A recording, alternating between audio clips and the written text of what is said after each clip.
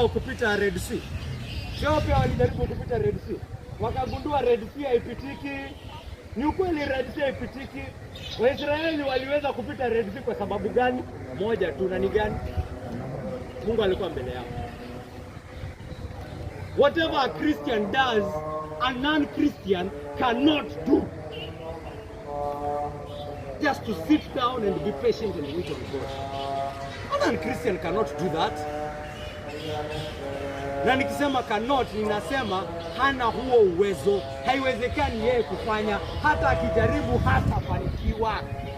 Hawezi kufanikiwa. Wewe Mkristo fanya hivyo basi.